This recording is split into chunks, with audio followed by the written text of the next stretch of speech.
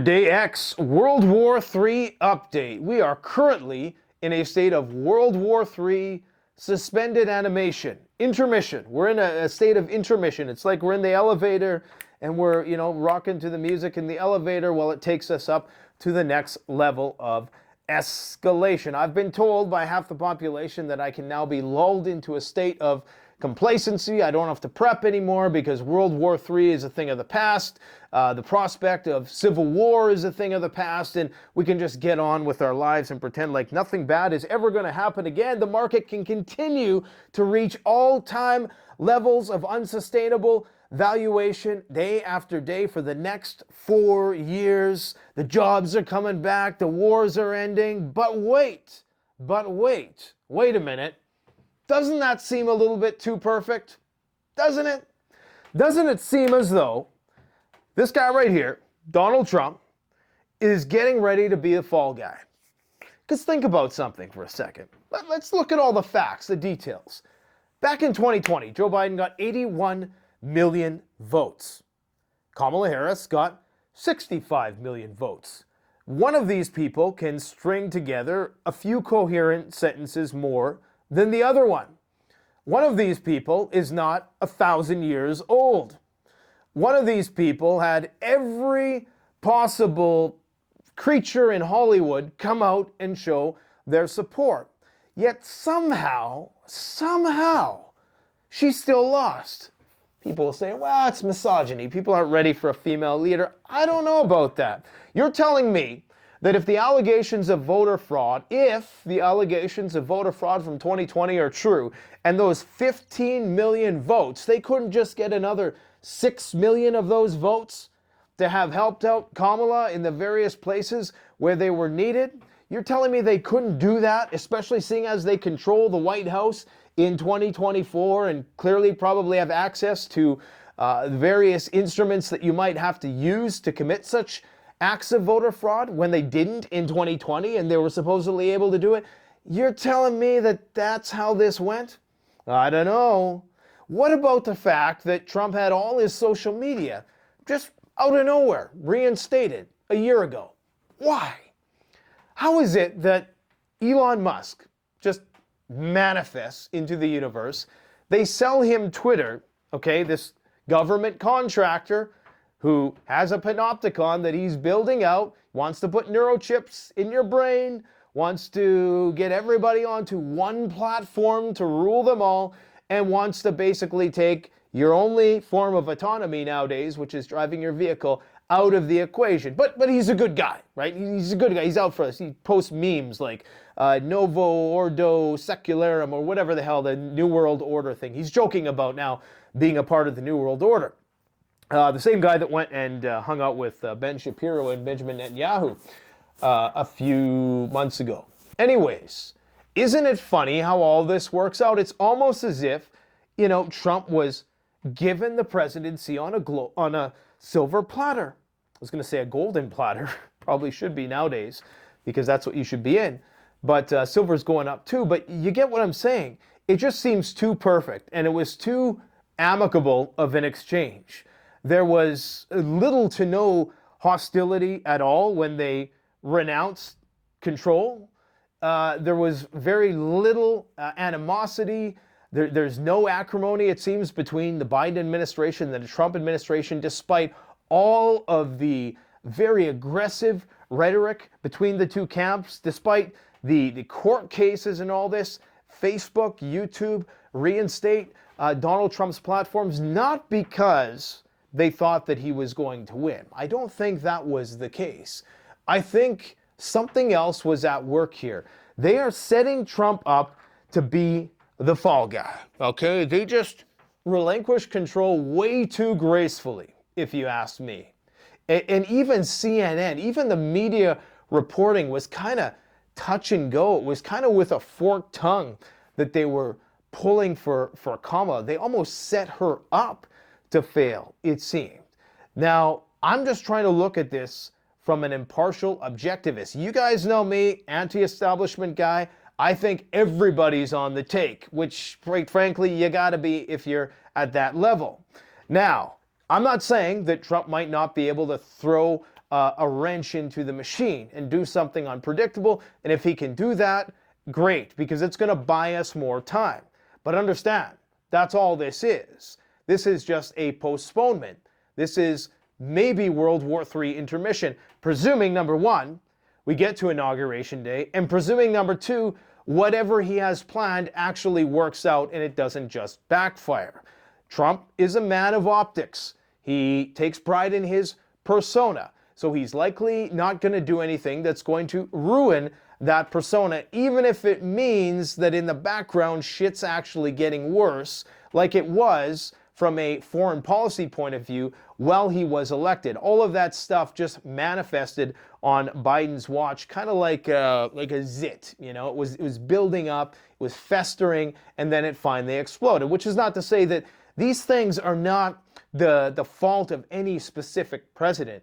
These are the compounding results of the interagency policies, which are what most people refer to as the deep state. And you know, interestingly, Dmitry Medvedev, who is one of Putin's right-hand men, he said recently that he thought that if Trump actually tried to make any sort of meaningful change in Ukraine, that they would, in fact, take him out, that they would assassinate him. He explicitly stated that they would JFK his ass, okay? Now, you have to understand the way the Russians view the presidents, and Putin has explicitly stated this on numerous occasions. They don't view the presidency as the United States. They view the United States as a deep state oligarchical entity in its own right. Of course, our oligarchs are different, a combination of the banking class and maybe the technocratic class. But that's how they view it. So these different front men, they're not communicating with that. So when Putin goes and shakes Trump's hand, he knows what he's doing, okay? So I think that it appears that Trump is being set up for a complete disaster. Take a look at this, okay? The Shiller PE ratio.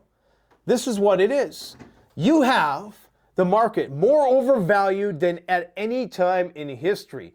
This graph actually doesn't do it justice. There's another way to calculate it. I think if you just take the S&P 500, we are at a higher market valuation than at any time in history, which is, it says here it's 38.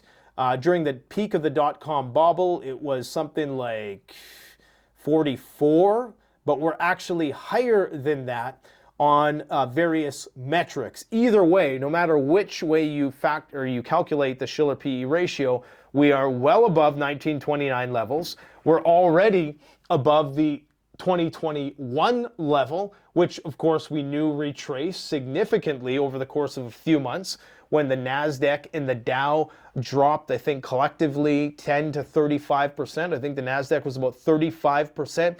So we know this number has to go down. We know that the markets cannot continue to go up forever. It's just mathematically impossible. The mean is 17. Right now, we're more than double the mean. 2.5 times the mean. That's just with this equation. So we know that the banks have to crash. The market has to crash. This little Trump trade bump that we've seen recently, you see how short-lived that really was? Yes, Tesla got a big bump. Not a conflict of interest there if Elon is going in the government, right? Anyways, that's another story. But you really don't see anything enduring because it can't. There's nothing there. Where's the money going to come from? Especially if the dollar starts to get weak and people stop investing in the U.S. economy, because that's where a lot of this money is coming from, foreign investments. This is not Americans investing into the stock market, because most Americans are broke, with the exception of the wealthier American class. There's a lot of money, but a lot of the money that we've seen come into the stock market, especially in the last 5 years, has come from abroad, because it's the best place to put money. Well, what happens when those people lose faith in the system? I'm not saying that this can't go higher, but there's a reason why guys like Warren Buffett, who have $350 billion in cash, a record amount of cash, on the sideline, are getting prepared for this whole thing to come crashing down. In the very least, we are due for a 35, and this is very conservative, for a 35% correction. In the very least, realistically, we could see a 90% correction and still probably be within that range, that median range. Think of all the things that we have right now. We have more debt. We have no industry. There's no peace dividend. Now they're going to try to round up and export all the cheap labor. Whether you like it or not, it's going to come at a cost. It's going to cost probably hundreds of billions of dollars to physically deport all of these people. That's going to lead to civil unrest. Again, this is not a value statement or a judgment. In fact, they're starting to come over the border here, okay? The RCMP put out a statement recently saying that a lot of those people who are going to be dodging the Trump scoop or the dragnet, the Trump drag, we'll have to give it some kind of name, are going to be coming up to Canada. So there's going to be economic repercussions. None of them are going to be immediately bullish for the economy. Maybe in the long run they will be, but at the same time he wants to impose tariffs. So how are we supposed to build things here, and how are you supposed to force companies' hand to pay people more here? Companies just simply aren't going to have the resources to pay Americans the wages required to do these jobs that Americans have, at least in recent generations, not wanted to do. So there's all kinds of reasons why this shit has to crash. I think they know it's going to crash, and I think that's why they just said, here you go, take the White House. Because, you know, back in 2020, many of you, some of you, I should say, might remember that I said this. Like, why were they running Biden at the time? Like, why didn't they give Bernie a go? You know, Bernie would have won. Bernie probably would still be the president right now, okay? And it seemed at the time like they were throwing it. Like, if you wanted to throw a fight, you would put this guy in front of people. Like, this is the guy who, if you wanted to, you know, lose, this is you would put in there.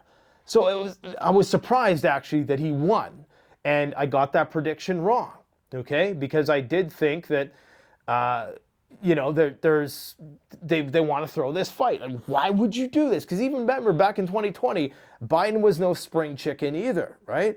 So I don't know, man. This seems weird. This seems way too good to be true. And anything that you are hearing right now about how Trump is going to end the war and all this shit in the 800-mile demilitarized zone and not joining NATO for 20 years, this is all fantasy land. This is pure and utter fantasy.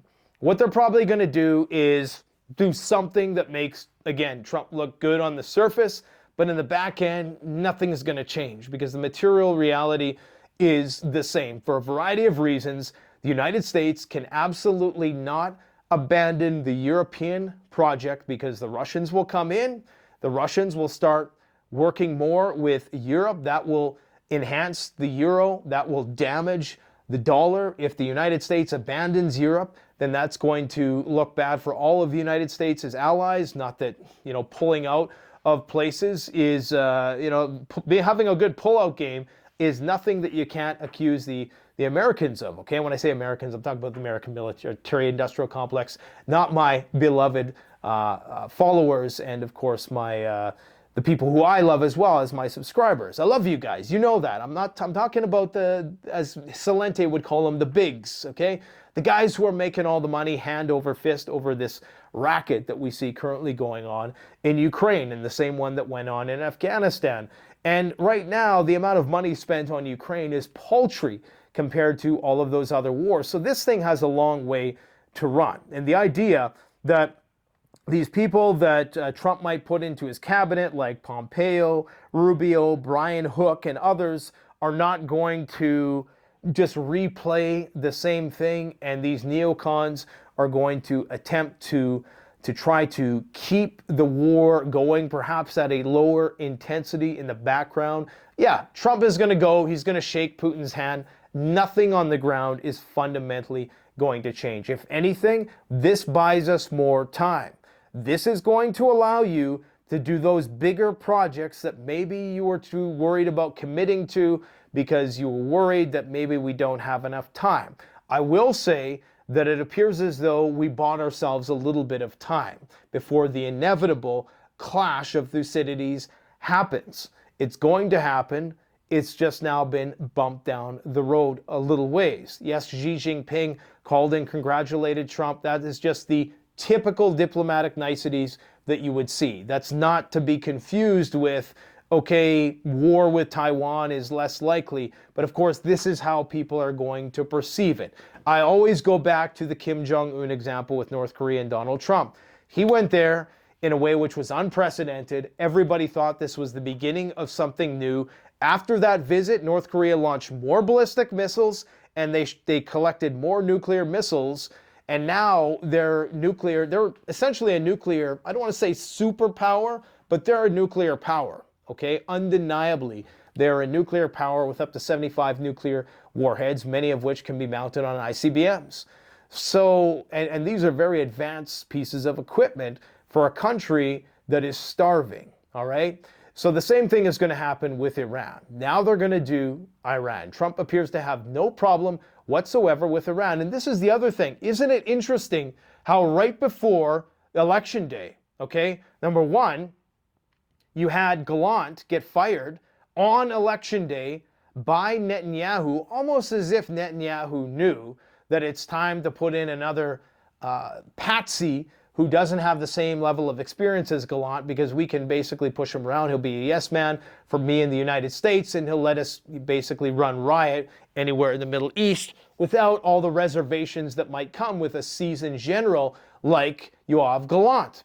So then, in addition to that, just days before the election, you have the deployment of all of these Stratofortress B-52 bombers, some of which are nuclear capable, to Qatar, and F-15s and squadrons of F-16s, and constant deployment of weapons to Syria, like nonstop, day after day after day. So why is it that they're setting all this up when the Democrat focus is allegedly supposed to be on Ukraine? Why is it that they're giving Netanyahu what he wants on a silver platter, almost as if passing the baton to Trump, saying, here you go, right? Now you can go and do your thing in the Middle East. And then conveniently, we have this story recently with the FBI about these two guys who are allegedly paid by the IRGC to whack Trump.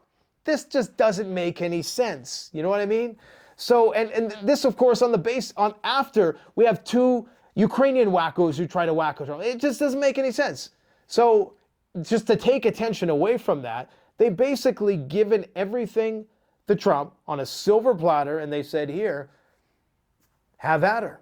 And no civil unrest, no calls for civil disobedience in any respect, no cause for contesting any of the results, which of course it would be hard to contest because I wouldn't really call it a blowout per se. Some people are perhaps overstating that. It was 65 million to 71 million, which is a difference of 3 million when you really think about it, right? Like if 3 million of those people who voted for Trump voted for Harris, it would have been a tie. So, and of course you have these 15 million people that disappeared. I don't know, maybe COVID got them. Who knows? I'm sure there's a joke in there somewhere about medical interventions. We're not going to get into that. But something just don't seem right. You know what I mean? It seemed like the Democrats, they could have won this if they wanted to, but they threw it, man. They totally threw that election, it seems like, in hindsight. Like unless they're really just that dumb, and that could be it.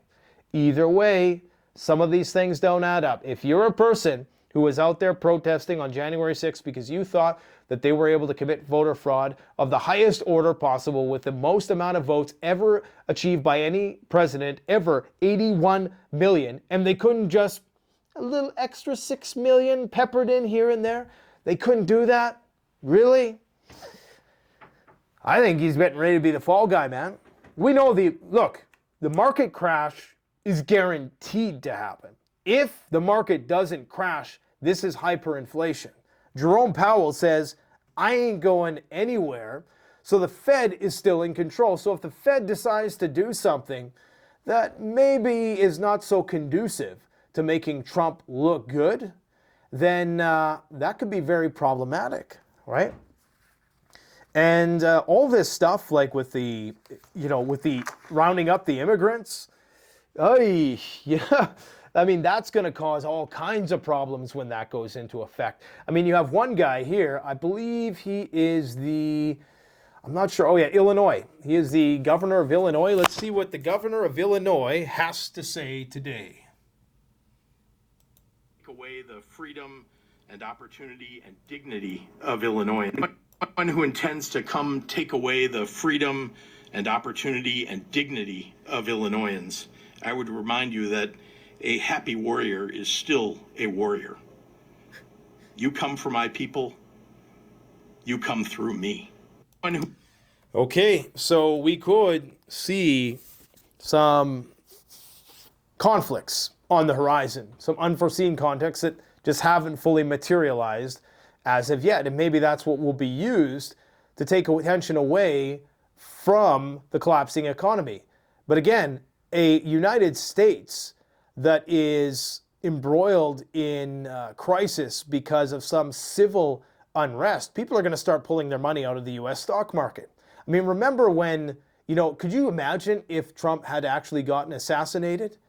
The markets would have crashed because a civil war is the last thing. You don't want your money in a US bank. You probably don't want US dollars. You don't want to be in the US stock market if you think the whole thing could just crash. So this is another thing Trump has to balance here. How do you do what he claims he is going to do, deporting 10, 15, 20 mil, however many people, without it getting really, really ugly, right? It's going to get ugly, guys. It's definitely going to get ugly. Enjoy this elevator music while it's here, because it ain't going to last. Do those big projects. If you're trying to save up, if you want to work more hours, if you want to, I'm not just talking about panic buying. You shouldn't be a panic prepper anyways. And this is how you're able to distinguish the real preppers from the fake preppers is our level of motivation is still the same as it was before the election results because it's an intrinsic motivation. Whereas people who panic prep and people who are politically charged panic preppers, they likely are just going to be at the whims of the vicissitudes of collapse such that they're going to one day think that the world is ending and the next day everything is just fine.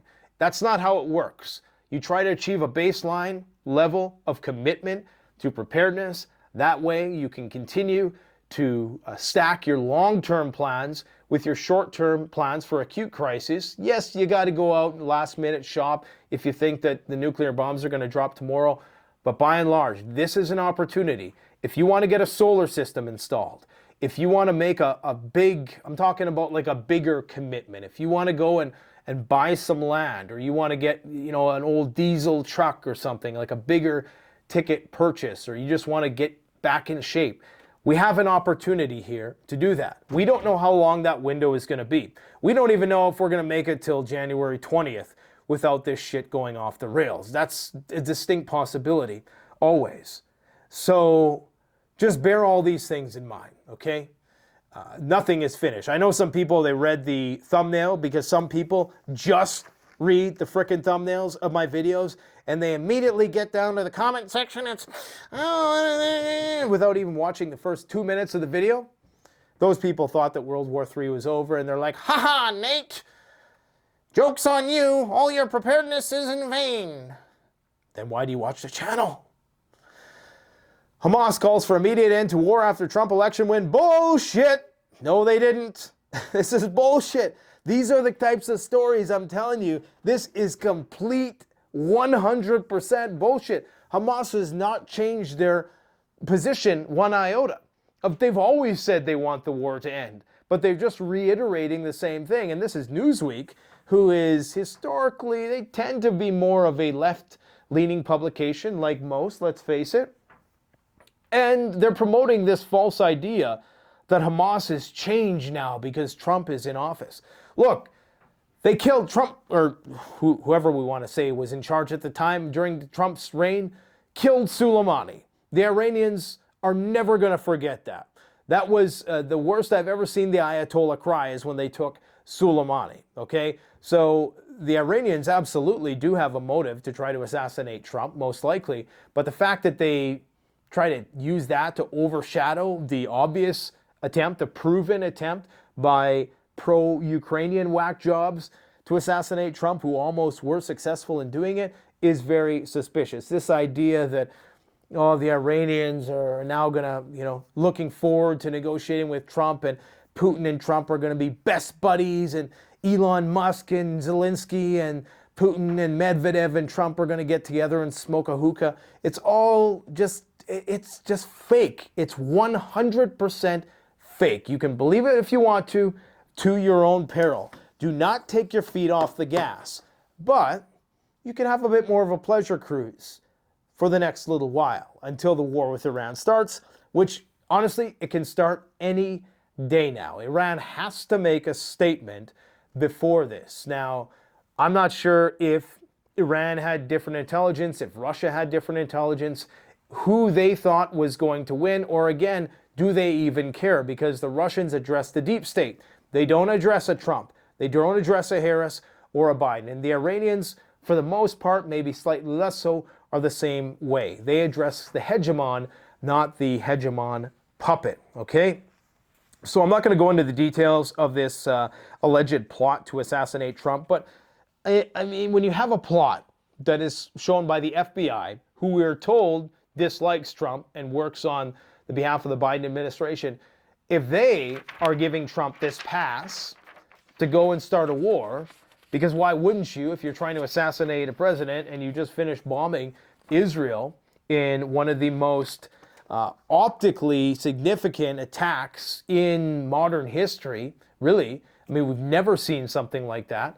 The Iranian attack recently on Israel, and the next one, True Promise 3, is supposed to be even worse. In fact, Iran today test drove one of its ballistic missiles. They're claiming that this may have even been, this is the worst video I've ever seen. It's just basically a bright light moving through the sky. But they're saying that this could have actually been the test of an ICBM, so that the Iranians are in fact preparing to go to war with the United States. The Iranians, of course, have the capability to do incredible amounts of damage, possibly existential amounts of damage against Israel, allegedly being able to fire 2,000 missiles in each salvo. Okay, that's across the country. Now, of course, they've been, before they do these major attacks, like the last one they did, True Promise 2, I believe they did 13 tests like this. This, I'm not sure how many they've done, but this is but one. Presuming we're about 2 weeks out now from that Israeli attack on Iran, maybe a little bit, no, it was October 26th, I believe. So we can presume then that, the Iranians, if the 2-month window that they exhibited last time, we can presume that this shit's going to hit the fan before the inauguration. I was wrong about the big war starting before the election. I admit that. However, who else back in January, early January, was saying that we were going to be in a state of war with Iran, which we pretty much are for the most part. I mean, that's what this is.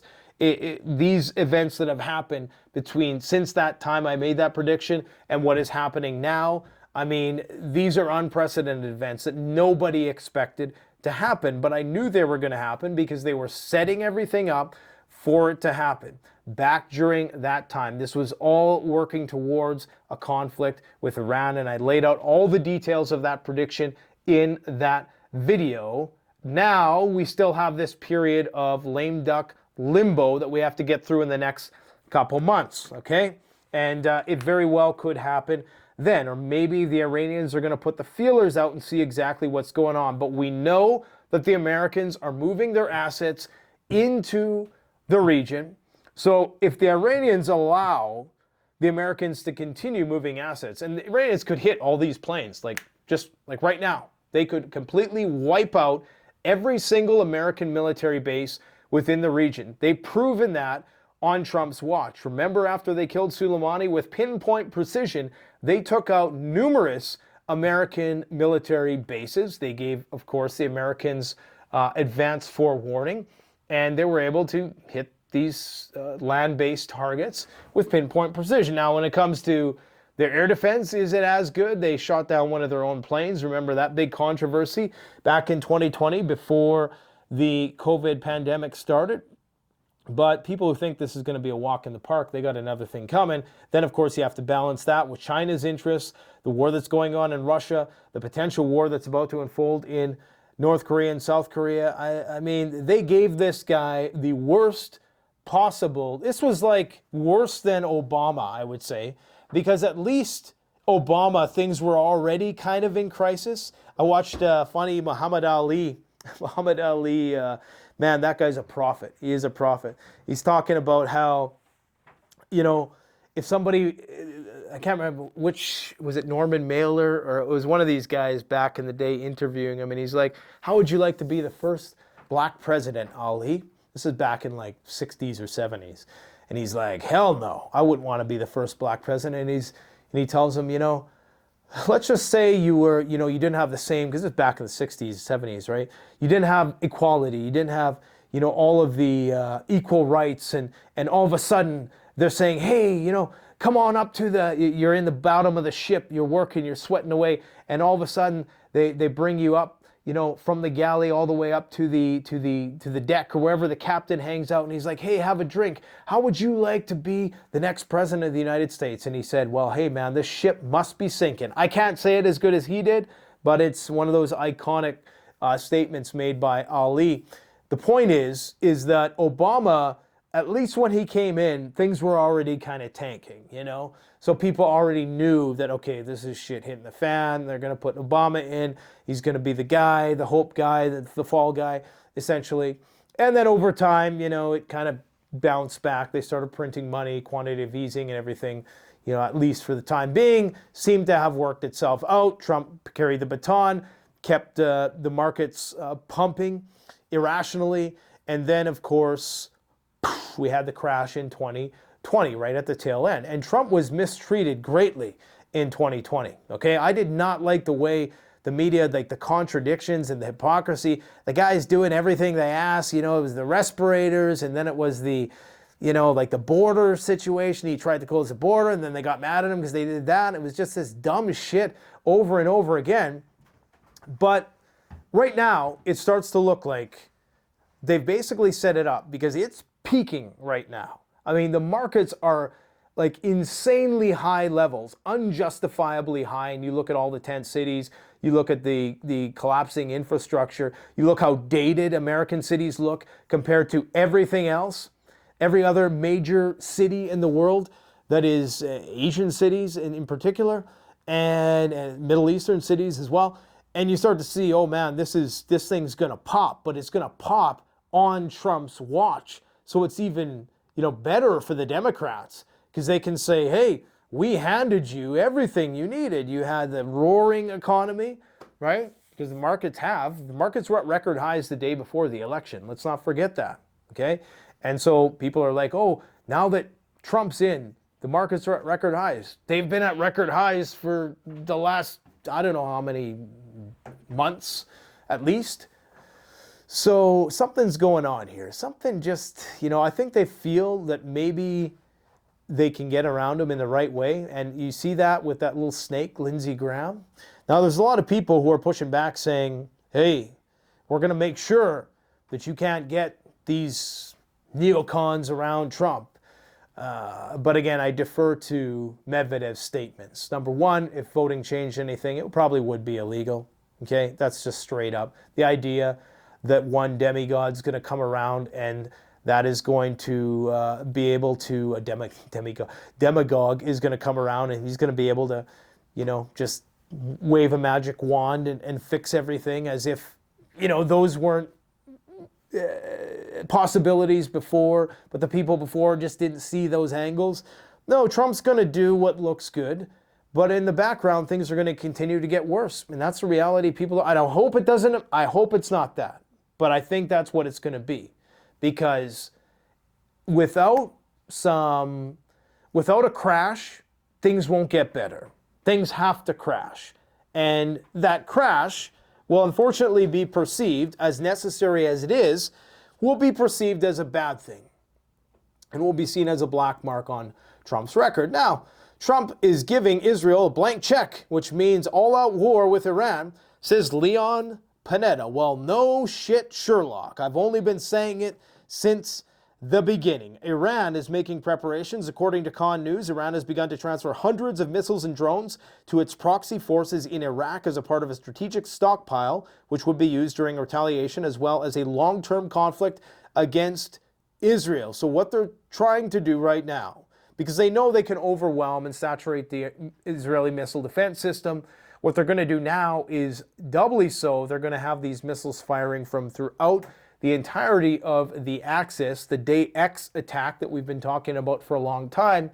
And then they're going to, of course, pair that with whatever Iran does. And I'm assuming that Netanyahu is not going to be against this attack per se, because it's going to give him everything he needs, all the justification, in light of these pogroms that happened yesterday, which apparently there was a backstory there in Denmark. With all of the stages being set for, Israel, the victim, to have to go and gotta start a nuclear war with Iran. We have no other choice. We were just innocently sitting there, idling and minding our own business, and these big bullies came along and, so that's what's gonna happen. But the thing that happened last night in Denmark, apparently there were some pretty nasty things being said by a bunch of Israeli soccer fans, which never justifies violence. Don't get me wrong. I think if anything, the appropriate, dare I say, proportional response, which is typically not something Israel extends to its adversaries, would be to just shout opposing slogans on the other side, not physically attack people, right? But anyways, it's not as though, it seemed as though it was not entirely unprovoked, but we'll just have to take their word for it. I'm sure they're being 110% honest, right? Israeli sources are claiming that a squadron of F-15E multi-role strike fighters within the US Air Force are being hastily deployed from the UK to the Middle East. That was yesterday morning. The F-15, of course, are capable of operating at longer ranges than even the F-35s, albeit not stealth. We have Syrian channels reporting a significant deployment of U.S. military assets to bases in northeastern Syria, with at least 6 C-17 and C-130 military transports having landed at both Karab Algier Air Base and the Rumelan landing zone in the last 48 hours. The Houthis also, allegedly, according to the Israelis, tried to target the Dimona nuclear site with a long-range ballistic missile, but it appears as though they were trying to attack the air base. I believe it is the Nevatim air base, but I could be wrong about that. But the Israelis are painting it out as if it was an attempted attack on a nuclear site, which, of course, according to the Geneva Convention, would be considered a war crime. Trump is planning on bringing more sanctions to Iran. Ooh, sanctions. That has done absolutely dick all to any government, aside impoverish their people. But what sanctions force people to do is achieve a certain degree of self-sufficiency that hegemony can't stand. In the same way they don't want you to be self-sufficient, you as an American, Canadian, North American, European, Asian, Middle Eastern, African individual, in the same way they don't want you to be self-reliant and be able to harvest the rain, harvest the sun's energy, grow your own food, and not be reliant on any of these social institutions, government ones in particular. They don't want countries to be self-sufficient. They want countries hardwired into the globalized logistical supply chain so that when shit hits the fan, they're as vulnerable as everybody else. If you're Russia and you're North Korea and you're Iran, and probably increasingly more so China, who is pretty much self-sufficient anyways in a lot of ways, with the exception of energy, then you are living a shitty life under sanctions. But when shit hits the fan, okay? When the supply trucks stop rolling, when the shipping container boats stop coming over, when all of that grinds to a halt, guess who's even more fucked? It is the people who relied on global trade. So yes, outside of SHTF, you're at an extreme disadvantage under sanctions, although no country has ever been broken just by sanctions alone, which is why I think this talk about, yeah, we're going to impose sanctions, that's just, we're talking about assassination attempts, attacking Israel, giving Israel a green light, a blank check. I mean, come on. This is going to go way beyond sanctions. Qatar has notified Hamas officials staying in the country that they are no longer welcome and must immediately make preparations to depart. So it makes you wonder, a day after Trump, it's almost as if Qatar now knows that they're going to have the full backing of the American military who currently is located there. Remember, it was Biden who put those planes there, or to the extent that Biden is in control of CENTCOM, he put those planes there, those bombers, in Qatar the day before the election. So that Qatar is saying this after Trump is getting elected means that they know the shit's going to hit the fan. And when Iran starts firing missiles in every direction, now they're just resigned to the fact that they're probably going to be in the crosshairs of that. There was a phone call between a three-way. Trump, Musk, and Zelensky had a three-way. Things that you never thought you would ever say, but it's true. Trump said, "I promise you, Zelensky, you will be happy with me," whatever that means. The Pentagon has decided to lift a de facto ban on the deployment of American military contractors to Ukraine, allowing them to now assist in both maintaining and repairing the multitude of U.S.-provided weapon systems that have been provided to the Ukrainian armed forces. So this is mission creep, right? This is mission creep.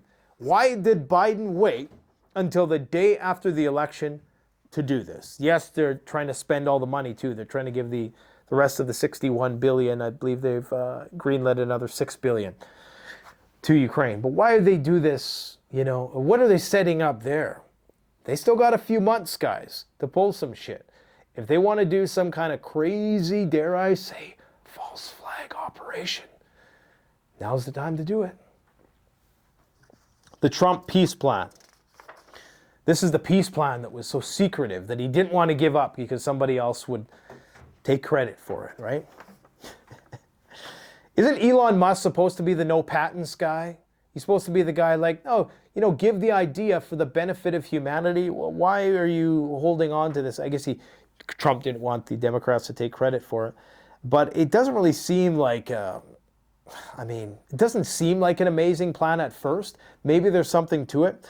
They're talking about an 800-mile demilitarized zone will be created along the front line between Ukraine and Russia under the control of British and European troops. Sure it will. Russia retains the occupied territories and Ukraine suspends its integration into NATO for 20 years.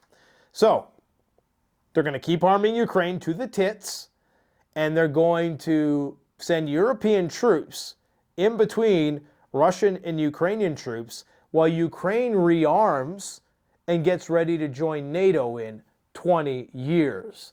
Okay. That's going to work. Putin's going to tell him to go fuck himself in not those same words. And this is where you never want to back a narcissist into a corner, okay?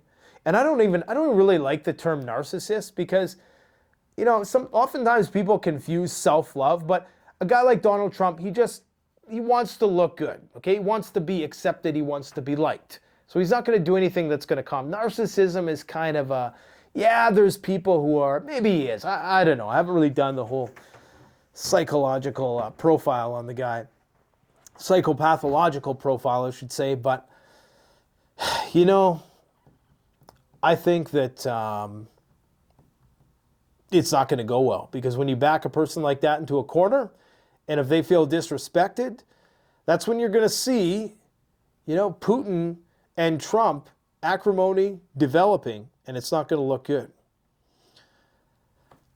Putin allegedly congratulated Trump, finally, even though his spokesperson, what's the spokesperson's name? Peskov? I think he initially said, why would we congratulate a country that we're currently at war with?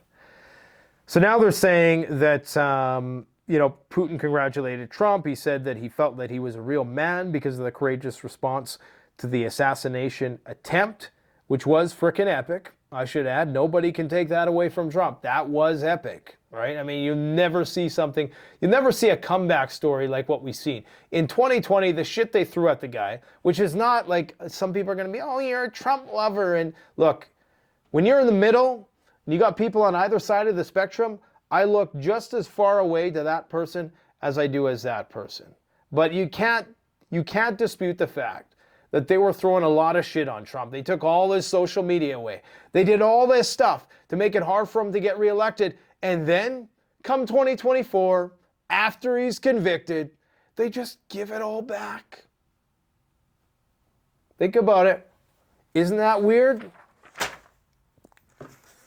U.S. moving strategic bombers to Europe. U.S. moves another strategic bomber to Europe. UK aircraft enthusiasts estimate that at least 3 B-52s have arrived in the country since the start of the month.